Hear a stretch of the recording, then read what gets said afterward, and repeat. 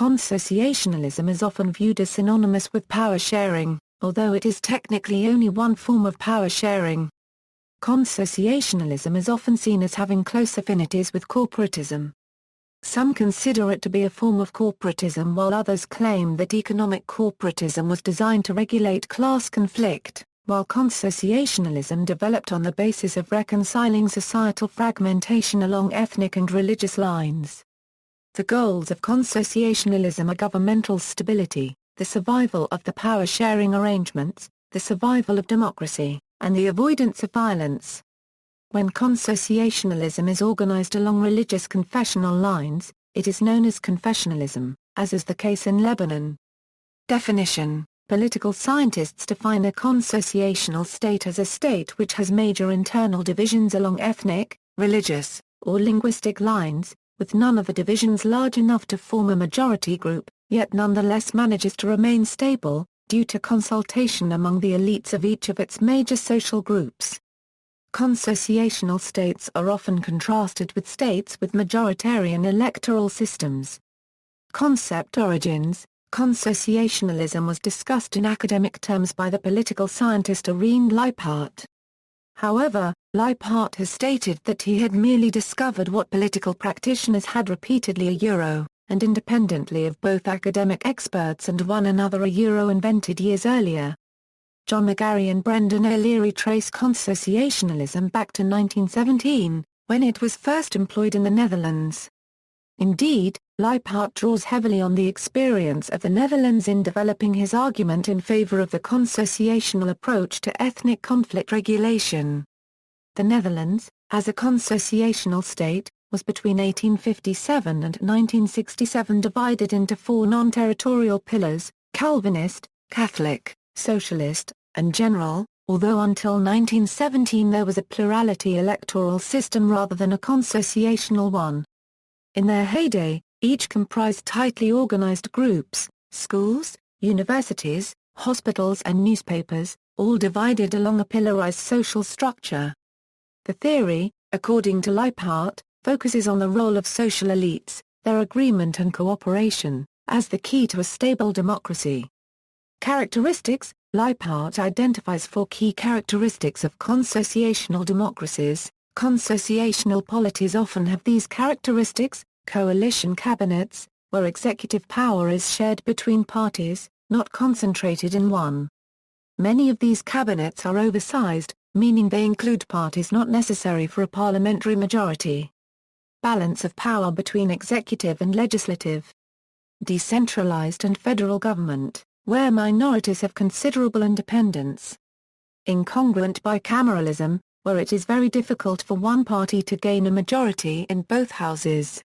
Normally one chamber represents regional interests and the other national interests. Proportional representation, to allow minorities to gain representation too. Organized and corporatist interest groups, which represent minorities. A rigid constitution, which prevents government from changing the constitution without consent of minorities. Judicial review, which allows minorities to go to the courts to seek redress against laws that they see as unjust. Elements of direct democracy, which allow minorities to enact or prevent legislation. Proportional employment in the public sector. A neutral head of state, either a monarch with only ceremonial duties, or an indirectly elected president, who gives up their party affiliation after their election. Referendums are only used to allow minorities to block legislation. This means that they must be a citizens' initiative and that there is no compulsory voting. Equality between ministers in cabinet, the prime minister is only primus inter pares. An independent central bank, where experts and not politicians set out monetary policies. Favorable conditions. Leipart also identifies a number of favorable conditions under which consociationalism is likely to be successful. He has changed the specification of these conditions somewhat over time. Michael Kerr summarizes Leipart's most prominent favorable factors as segmental isolation of ethnic communities, a multiple balance of power, the presence of external threats common to all communities, overarching loyalties to the state, a tradition of elite accommodation, socio-economic equality, a small population size, Reducing the policy load, a moderate multi-party system with segmental parties, Leipart stresses that these conditions are neither indispensable nor sufficient to account for the success of consociationalism. This has led Rinus van Schendelen to conclude that the conditions may be present and absent, necessary and unnecessary, in short conditions or no conditions at all. John McGarry and Brendan O'Leary argue that three conditions are key to the establishment of democratic consociational power sharing. Elites have to be motivated to engage in conflict regulation. Elites must lead deferential segments. And there must be a multiple balance of power, but more importantly the subcultures must be stable.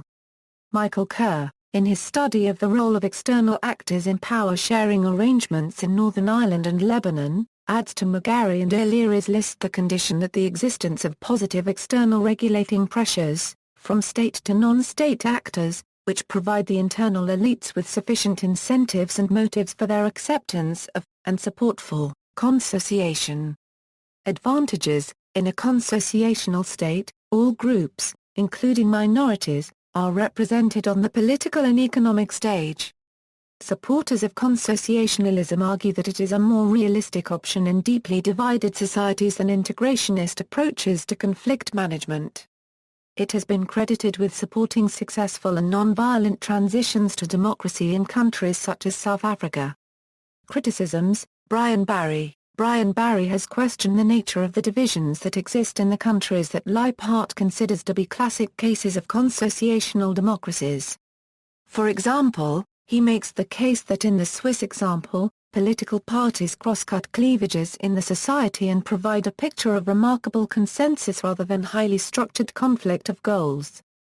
In the case of the Netherlands, he argues that the whole cause of the disagreement was the feeling of some Dutchmen that it mattered what all the inhabitants of the country believed. Demands for policies aimed at producing religious or secular uniformity presuppose a concern for the state of grace of one's fellow citizens.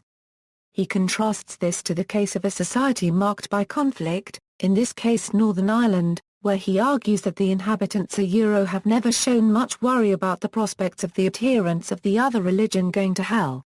Barry concludes that in the Dutch case, consociationalism is tautological and argues that the relevance of the consociational model for other divided societies is much more doubtful than is commonly supposed.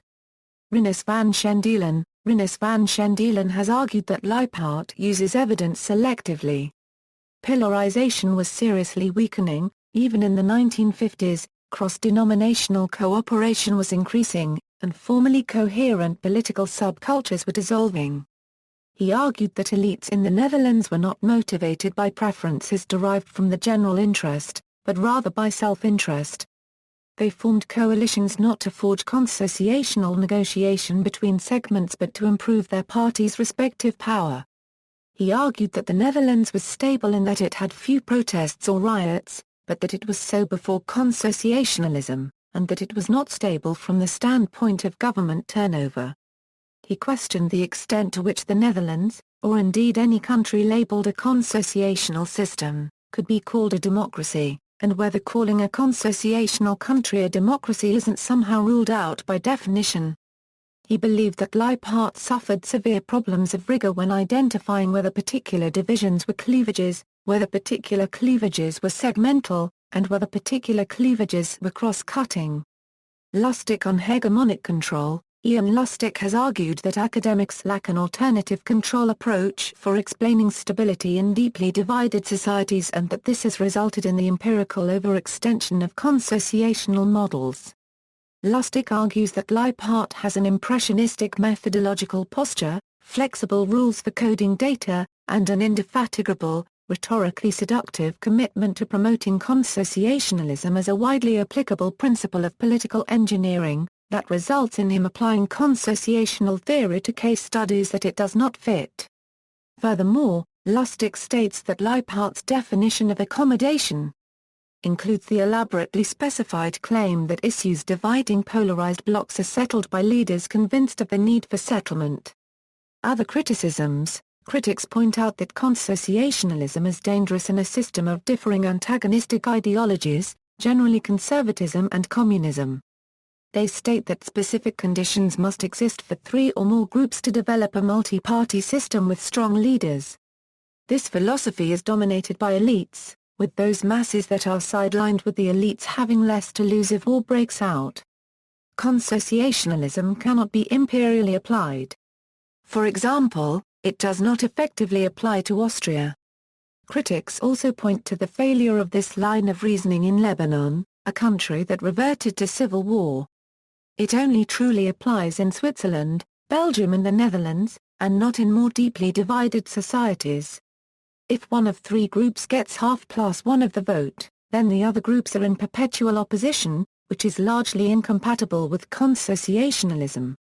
Consociationalism focuses on diverging identities such as ethnicity instead of integrating identities such as class, institutionalizing and entrenching the former. Furthermore, it relies on rival cooperation, which is inherently unstable. It focuses on intrastate relations and neglects relations with other states. Donald L. Horowitz argues that consociationalism can lead to the reification of ethnic divisions, since grand coalitions are unlikely, because of the dynamics of intra-ethnic competition. The very act of forming a multi-ethnic coalition generates intra-ethnic competition, flanking if it does not already exist. Consociationalism assumes that each group is cohesive and has strong leadership.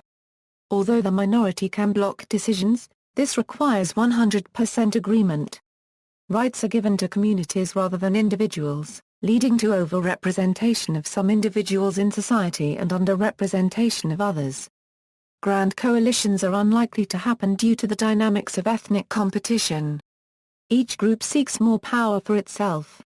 Consociationalists are criticized for focusing too much on the setup of institutions and not enough on transitional issues which go beyond such institutions.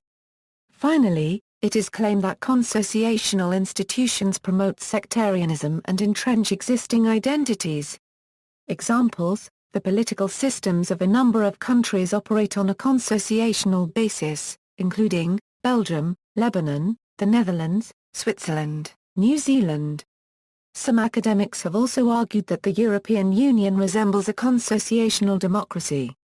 Additionally, a number of peace agreements are consociational, including the Dayton Agreement that ended the 1992–1995 war in Bosnia and Herzegovina, which is described as a classic example of consociational settlement by Suman Trabose and an ideal typical consociational democracy by Roberto Bellini.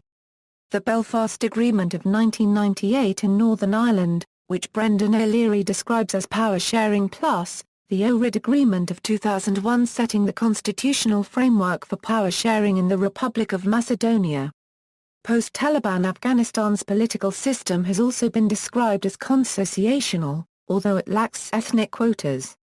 In addition to the two-state solution, some have argued for a one-state solution under a consociational democracy in the State of Israel to solve the Arab-Israeli conflict, but this solution is not very popular, nor has it been discussed seriously at peace negotiations. During the 1980s, the South African government attempted to reform apartheid into a consociational democracy. The South African Constitution of 1983 applied Lijouwert's power-sharing ideas by establishing a tricameral parliament. During the 1990s negotiations to end apartheid, the National Party and Inkatha Freedom Party proposed a settlement based upon consociationalism. The African National Congress opposed consociationalism and proposed instead a settlement based upon majoritarian democracy. The NP abandoned consociationalism when the U.S. State Department came out in favor of the majoritarian democracy model in 1992. See also, conflict management, consensus democracy, corporative federalism, horizontalidad, polycentric law, minority groups, minority rights, negarchy, sui iuris, references. Further reading, S. Sakharov, A Euro-Constitutionalizing Democracy in Fractured Societies, a Euro Unregistered Trademark 82 Texas Law Review 1861.